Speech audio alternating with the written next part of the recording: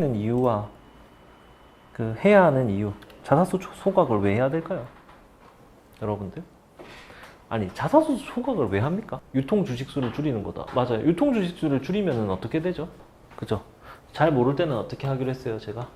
자사주를 소각한다는 말은 뭐겠어요? 회사가 가지고 있는 현금 가지고 주식을 태워서 없애버린다. 그러면은 주식이 없어지는 거예요.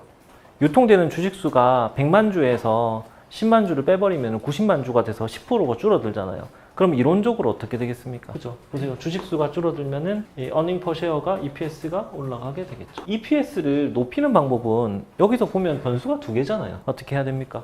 순이익을 높이는 방법도 있겠죠. 그리고 아니면 주식수를 이렇게 줄이는 방법도 있겠죠. 근데 순이익을 높이는 방법도 괜찮습니다. 근데 굳이 이게 주식수를 줄이는 이유가 뭘까요? 이게 향후에 더 크게 영향을 미치게 됩니다. 왜냐면 보세요.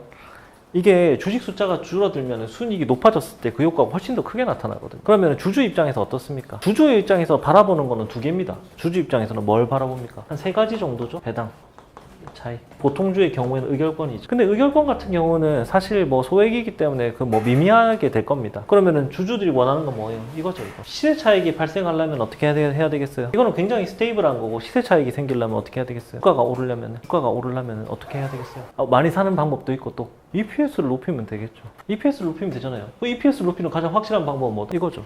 그리고 아까 말했듯이 순이익이 높아졌었을 때 주식수가 줄어들게 되면 EPS의 증가 효과가 훨씬 더 드라마틱하게 크게 나타나잖아요. 그러면은 기업들은 왜 이렇게 주가를 그러니까 방어를 할까요? 여러분, 그러니까 근본을 이해해야지 이걸 얘기할 거 아닙니까?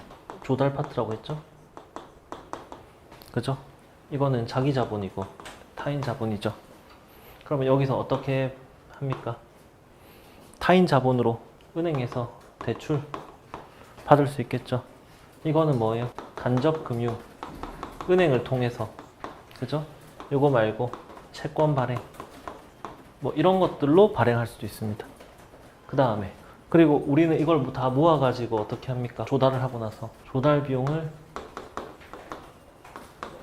가중평균 자본 비용 이렇게 계산을 하죠. 요거를 여러분들이 그러니까 기본적으로 이해를 하셔야만 한다라는 겁니다. 우리가 요 얘기를 하기로 했으니 주가 방어는 우리가 요 부분하고 해당하는 거잖아요. 발행시장하고 유통시장이 있습니다.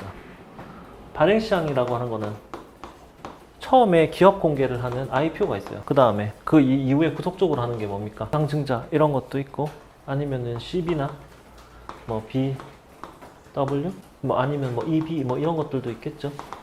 발행시장하고 유통시장이 사실 되게 유기적으로 연결돼 있습니다. 어떻게 연결돼 있냐면 이 기업에 주식을 발행을 했다 칩시다. 내가 차익을 챙기려면 어떻게 해야 돼요? 누군가에게 팔아야 되잖아요. 파는 게 어디예요? 여기 유통시장이에요. 근데 한번 생각해 보세요. 내가 주식을 갖고 있는데 내가 갖고 있는 증권의 어떤 그 가격에 맞게끔 판매를 하고 내가 이익을 챙길 수 있어야만 추가로 뭔가 발행이 되지 않겠어요? 기업은 운영을 하면서 지속적으로 자금에 대한 수요가 있을 수밖에 없습니다. 그리고 특히 기업들이 운영을 할 때 보면 자금 조달 수단이 여러 개가 있는데 이 중에서 그 상황에 가장 적합한, 그 사업에 가장 적합한 자금을 조달하도록 되어 있습니다. 그리고 그 중에서도 사실 이거는 에쿼티는 사실 되게 비싸요.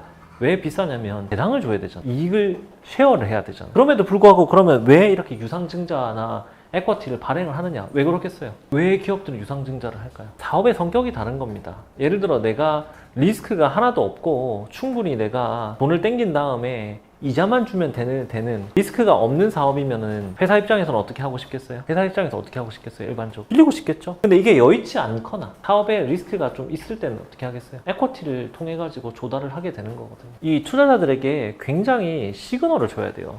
우리 회사는 주주들을 되게 중요하게 여긴다. 주주 친화적인 생각들을 갖고 있다. 그래야지 향후에 내가 필요할 때 자금 조달을 해도 받아주지 않겠어요? 발행시장에서 이렇게 해도 받아주지 않겠어요? 그런 신뢰와 신용이 있어야 되는 거예요. 그런 시그널을 끊임없이 주는 게 뭐다? 바로 자사주를 소각하는 그런 행동입니다. 그러면 자사주 소각의 대표적인 회사들은 어떤 회사들이냐? 이거는 시장 상황에 따라 다를 수 있는데 대표적인 회사를 한번 보겠습니다. 물론 자사주 소각에 대해 가지고 부정적으로 생각하는 견해도 있습니다. 근데 이제 코로나 이 당시 때 애플은 어떻게 썼냐면은 자사주를 102조 원치 소각 후 주가가 30%나 올랐다. 이렇게 얘기하고 있습니다. 자, 여기 지금 보시면은 총 투자 자금의 이 당시에 워렌 버핏이 41%를 애플에다가 투자합니다. 왜? 자사주를 소각하게 되면, 안정적으로 소각하게 되면 주가가 오를 것이다라고 하는 믿음을 갖고 있거든요. 그러니까 이렇게 하는 거죠. 이게 나오게 된 배경은 밸류업 때문에 그런 거예요. 근데 이게 한창 그 주식시장을 부양하기 위해 가지고 계속 나왔던 거잖아요.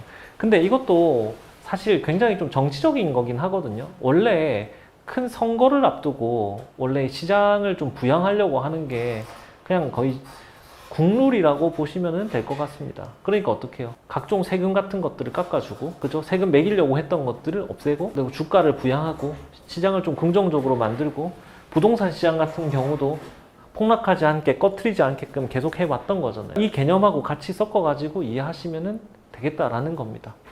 아시겠죠?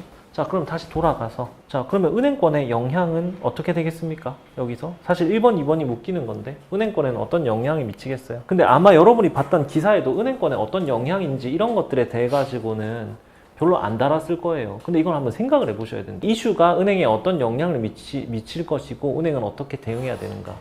그럼 예를 들어 밸류 프로그램 때문에 예를 들어서 기업들이 자사주를 많이 소각하게 된다 칩시다. 그죠? 아까 삼성도 자사주 소각에 되게 소극적이다 이렇게 나왔었잖아요.